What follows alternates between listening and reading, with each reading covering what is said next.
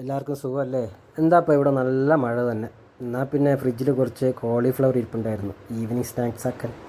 അതൊക്കെ കട്ട് ചെയ്ത് വെച്ചിട്ടുള്ളതുകൊണ്ട് ഭാഗ്യം, വലിയ കഷ്ടപ്പാടില്ല.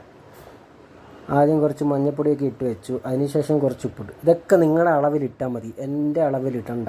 ചിലപ്പോൾ ഉപ്പ് കൂടാം, എരിവ് കൂടാം. അതിനുശേഷം ഞാൻ കുറച്ച് മുളക് പൊടി ഇട്ടു, കുറച്ച് കുരുമുളക് പൊടി ഇട്ടു. അതിനുശേഷം കുറച്ച് കോൺഫ്ലവർ ഇട്ടു.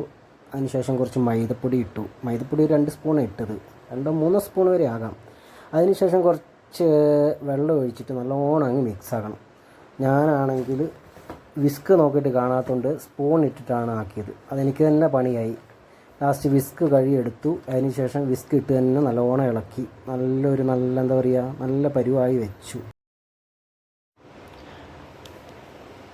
കുറച്ചും കൂടി ഉപ്പിൻ്റെ ഒരു കുറവുണ്ടായിരുന്നു, അതും കൂടി ഒന്ന് സെറ്റാക്കി. അതിനുശേഷം കുറച്ച് സോയാ സോസ് ഒഴിക്കുന്നു, അധികം ആവണ്ട കേട്ടോ. പിന്നെ ടൊമാറ്റോ സോസ് ഒഴിക്കണം. പിന്നെ ജിഞ്ചർ ഗാർലിക് പേസ്റ്റ് കുറച്ചിടുക. അതെല്ലാം ഒരു ആവറേജ്, കുറച്ച് ഓവറാക്കണ്ട ഒന്നും. അതിനുശേഷം എല്ലാം കൂടി നമ്മൾ എടുത്തു വെച്ച കോളിഫ്ലവർ കഴുകി വെച്ചതെല്ലാം കൂടി ഒന്ന് ഇളക്കി നല്ല മിക്സ് ആക്കണം. ഞാൻ കൈയിട്ട് തന്നെ ഇളക്കി, നല്ല വൃത്തിയിൽ അങ്ങ് എല്ലാം കൂടി സെറ്റാക്കി ഇളക്കി വെച്ചു. നല്ല രീതിയിൽ ഇളക്കുമ്പോൾ നമുക്ക് അറിയാമല്ലോ, ആ രീതിയിൽ തന്നെ അങ്ങ് ഇളക്കി എല്ലാം സെറ്റാക്കി വെച്ചിട്ടുണ്ട്. ഇനി അടുത്ത് എന്താണെന്ന് ചെയ്യേണ്ടതെന്ന് വെച്ചാൽ കുറച്ച് പാൻ എടുക്കുക. ഞാനിവിടെ വെളിച്ചെണ്ണ അല്ല, ഞാനിവിടെ സൺഫ്ലവർ ഓയിലാണ് യൂസ് ചെയ്തത്. കുറച്ചധികം തന്നെ എടുത്തിട്ടുണ്ട്. ഞാൻ വീണ്ടും പറയുന്നത്, ഹെൽത്ത് നോക്കുന്നവർ ഇതൊന്നും ഉണ്ടാക്കണമെന്ന് ഞാൻ പറയില്ല കേട്ടോ.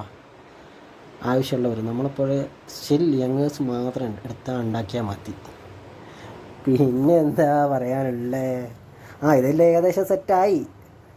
പിന്നെ എന്താ പറയുക, ഈ വീഡിയോ കണ്ടിട്ട് എനിക്ക് പറയാനുള്ളത്, ഈ വീഡിയോ കണ്ടിട്ട് ഉണ്ടാക്കണമെന്ന് ഞാൻ ഒരിക്കലും പറയില്ല. ഇനി ഉണ്ടാക്കണം നിർബന്ധമാണെങ്കിൽ ഉണ്ടാക്കിയൊന്ന് ടേസ്റ്റ് നോക്ക്, എന്നിട്ട് കമൻ്റ് ഇട്. Thank you.